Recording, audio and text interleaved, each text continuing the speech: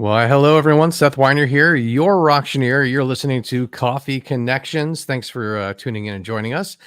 We are back, and we're actually bringing back a new guest or a guest that we've had in the past. So this is our first time we're doing that. But there's a reason why we're doing that. As we talked earlier this season, we're doing interviews with organizations in Colorado, and then we're featuring the clients that we're working with here in Atlanta, and one of them happens to be Zobida Dat with the Georgia Center for Child Advocacy. We're going to do here at Coffee Connection, we do a deep dive into the stories and missions that make a real impact in our communities. With the Cheer for Children's Ball coming up, not this Friday, but a week from Friday, we're going to be celebrating the work that they do and raising a lot of money. We're going to talk about specifically what we're going to be raising that money for. So again, we've got Zobida Dat with the Georgia Center for Child Advocacy with us, and they're dedicated to providing hope and healing for children who've experienced abuse and exploitation.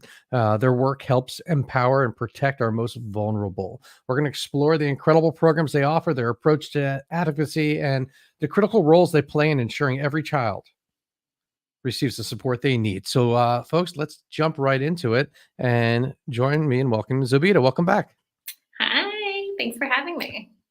Yeah, absolutely. Good to see you. I like the painting in the background. Yeah, definitely. And then I brought my mug for Oh, let's Georgia see what you got. Center, which is so funny. It matches the mug you have down below, and we have a little quote behind it. You have the power to change the world one child at a time. And Yeah. that you have been doing. You've been how long have you been with the Georgia Center for Child Advocacy? Yeah, so I've been with the organization 10 and a half years already. It's flown by. Oh my gosh. Wow. That's incredible. Yeah. And you've seen it grow. I mean, you all started well, when you started it was in a different location, but now I mean this facility you all are in is you feel settled now, obviously, right? It's been a couple years. Yeah. So we moved into this new space during COVID, and we realized that a majority of our clients are really coming in the heart of Atlanta, and we wanted to be able to serve them without any barriers. And so Mhm. we found a space right in the heart, right next to the MARTA station, so that way easy access right off the interstate as well. So we'll be able to, expand our services and serve more families through that. Excellent. Now you had that coffee mug, so I got to ask: are you still drinking coffee? Oh, oddly enough, I am not a coffee drinker. I'm more of a tea and a juice girl. But so I have my mug, but it will be filled with probably juice or water or tea usually. All right. What's your favorite type of tea? I love a good chamomile, a ginger lemon, Mm. any fruity ones. I love that, like a hibiscus berry. So Yeah. more about the herbs and then the caffeine. Yes, definitely. I mean, I could always use caffeine, but I don't know how effective it is on on me. But I guess when we're planning for a big event, it will come in handy. Yeah. So I'm going to go ahead and hand the mic over to you. Can you share a little bit more about the Georgia Center for Child Advocacy, and then we'll dive into a little bit more about the funding. Yeah, absolutely.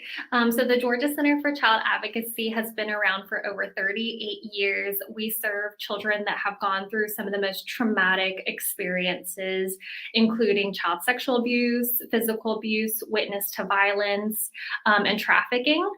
We serve over 900 children and families each year and provide them with some really, really critical services to help them in their healing journey.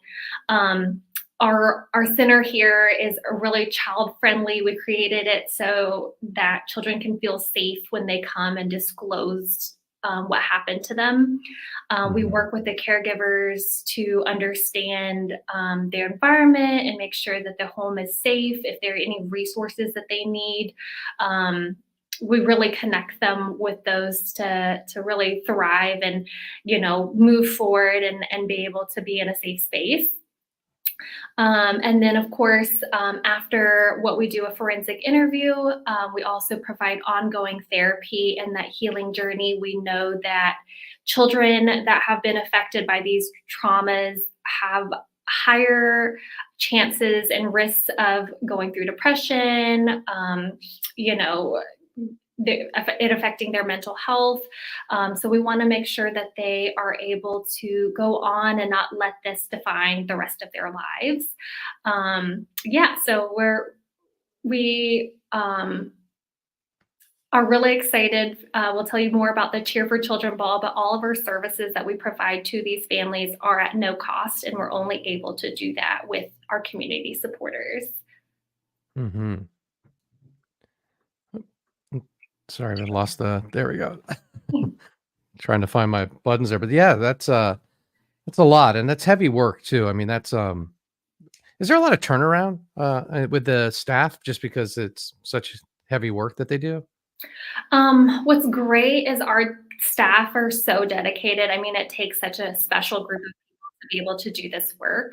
Um, Surprisingly, there isn't a lot of turnaround with our staff. I mean, we have staff that have been here for decades. I feel like sometimes I'm the new kid on the block, even though I've been there for 10 years, which really speaks volumes about our work and about the passion that our staff have to be able to do this work. But we really take care of each other. We understand that this is a very difficult Mhm. job to be able to hear in and out, a child disclosing sexual abuse. And so we have therapists for our therapists, is what we like to say. We understand the severe impact of secondary trauma. So, we have a support system here. We have mental health days. And anytime we know that there is a difficult case at hand, we really kind of gather and support one another through those.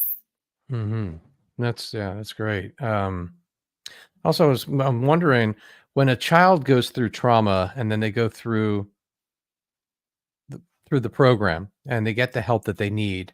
Uh, what about the help they need later in life? I mean, a child goes through trauma, say 1 or 2 years old. When they're 11, but their body's still dealing with that trauma. And I'm curious, is there a longer term program? Is there a check back in or anything like that? Or is it once they kind of get through the hard part, now you're set up and hopefully they continue doing trauma therapy, etc. Yeah, I mean, our hope obviously is that a child is able to thrive and be able to go on to live a normal childhood. But once a client, always a client at the Georgia Center for Mhm. Child Advocacy. We want to make sure that they are able to get the resources that they need to be able to heal. So, a lot of times, children that come through our doors, like if they're experiencing puberty, if they're going into their first relationship, if there's some changes that are happening in their life, sometimes if they are needing to go to trial and court, they have some fears and anxieties and things that come up that they need to talk through and get support on. And so we're always here for them as a resource to Mhm. come back and kind of help them through that process. That's wonderful. I mean, that the services stay provided for them like that. Mhm. So needed. Now we're going to be raising money in 2 weeks for all specifically for any program, or we want to talk a little bit more. I mean, here I'm going to pull this image up real quick. So what we've got is the Cheer for Children Ball. This is Friday, September 27th. It's at the Foundry at Puritan Mill. It's a fun venue. We're back there, and this is the 29th annual event. So that I didn't realize it was the 29th annual. 30th is going to be exciting. So, Oh, yeah, gosh. absolutely. But it'll be a really fun theme this year, Midnight in Paris. We're very excited for it. This year, the Fund the Mission is going to support our therapy program. We understand that every family, especially during this time, is dealt with mental health issues, a lot of stress, anxiety, and we have been able to grow this program in so many ways. And we want to be able to continue serving these kids. We know that that's such an important piece in their healing process and in their healing journey. And so raising money for this is going to make a huge impact in their lives. And takes a lot of money to be able to do all this, of course. What specifically, where some of the money's going to be going? Yeah, so we have different modems. Our incredible staff are all trained and in trauma focused cognitive behavioral therapy. And so our staff not only are trained in it, but they understand that there are other families that need access it throughout the state. So we provide those trainings to other professionals, to other therapists across the state, because it's the best modem for children that have experienced trauma.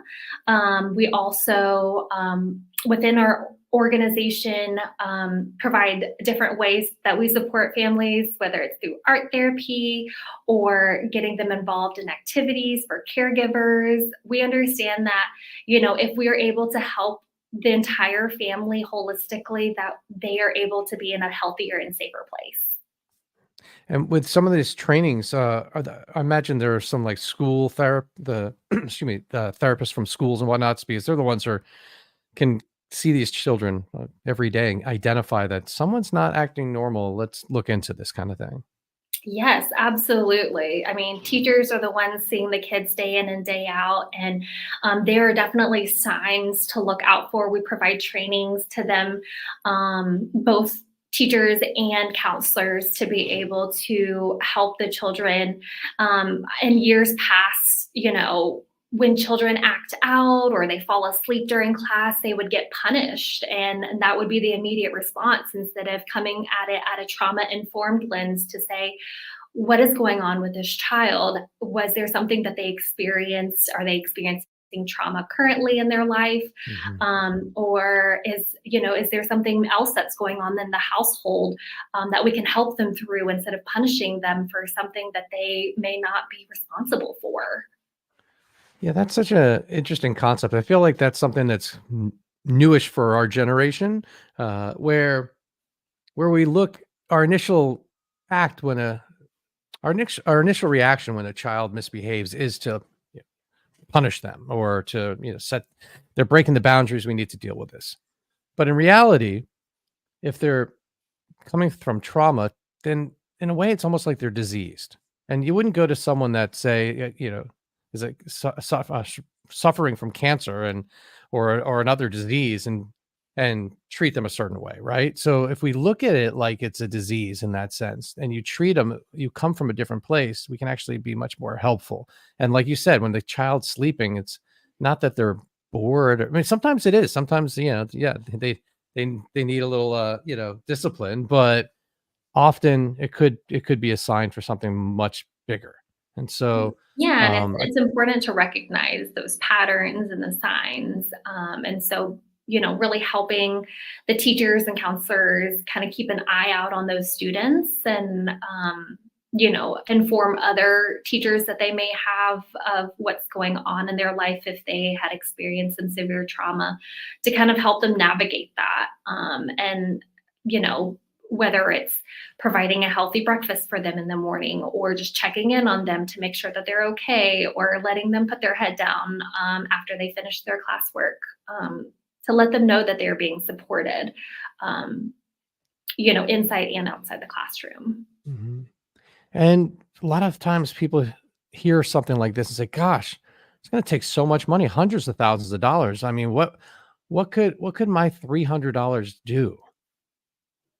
And Yeah, it makes all the difference. I mean, like I said, all of our services that we provide to our families are at no cost. And, you can only imagine how much a normal therapy session, if you don't have insurance, is going to cost. And so it really makes all the difference in the world. And every bit adds up.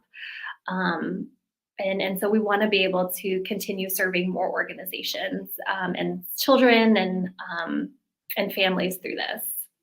excellent. Well, those of you that are either listening to this and the date's already passed, that's okay. You can still make a donation. You can go to GACFCA, that's GA as in Georgia, CFCA.org, and pop over there, make a donation, and also learn more about the organization, find ways to support, volunteer, or contribute any way you can. And even if it's just a couple dollars, it all really does add up. Those big dollars sometimes are matched by your corporation. So don't be afraid to mention that. Can you I imagine you, as a development director, deal with a little bit of the corporate matches. Do you do some of that? Yeah, we find all sorts of ways to connect with our corporate partners, whether it's creating snack bags to bring comfort to our kids, hosting, a donation drive, whatever it may be. We know that there are a lot of companies that will support and have matching dollars to be able to do that. So yeah, definitely connect with me. And we'll be able to kind of talk through the different ways that we'll be able to expand our dollar. Yeah, wonderful, folks. Please feel free to reach out, especially if you have a company and you want. And this, if this mission speaks to you, there's ways you can help out, and this is one of the best ways to do that. So yeah, Zobita, is there anything else that you wanted to mention that we didn't hit? Yeah, just how to contact us and learn more about our organization. There's different ways that you can get involved and volunteer with us. gacfca.org. Our upcoming event, the Cheer for Children Ball, cheerforchildren.org, or you can reach out to me directly, special events at gacfca.org. Love to chat with you and get you and or your company involved in any capacity. And we have some really great ways to get involved, whether it's volunteering for our events and planning them, like our cheer ball, or participating in our caregiver events. And then you also have another popped up charity where a charity event coming up where you were selected from the Greek festival, right? To be one of the Yeah. three benefactors. So there's lots of different ways you can get involved. I mean, it's endless, but also how, if you're throwing an event and you're looking to what charity to give money to, this is one as well. Talk a little bit about that. The Greek Fest. What's up with that? Yeah, so we were selected to be one of three organizations that will receive the ticket benefits for the Greek Festival. Charity night will be this Thursday. And they'll have some really great entertainment, Greek food, which you can't go wrong with, some dancers and music. It's just going to be a really great time. It's very family friendly, so we encourage you to bring the kiddos. It's lots of activities that they have going on. So we're super excited and honored to be a part of this event. Is that the one on Ponce?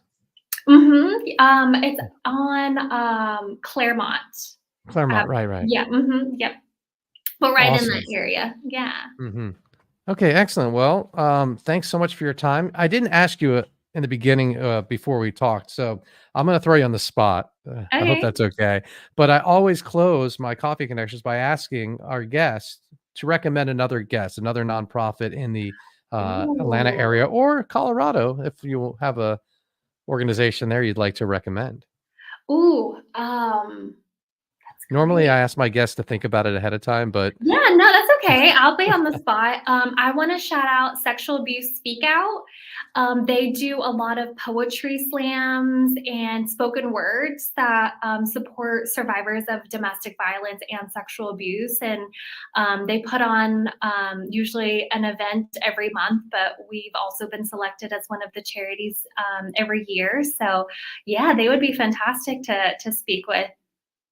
excellent. They Well, they yeah, started in I remember Chicago, and then they brought it down to Atlanta, so to be able to expand and share that network of people is really awesome. Yeah, that'd be great. I remember seeing some social media posts about that. I think it was like late spring, early summer, right? Somewhere Yeah, around there. Yeah. exactly. All right. Well, thank you, Zobita, for your time. I appreciate it. And folks, please consider learning more, gacfca.org. This is Coffee Connections. We'll see you next time.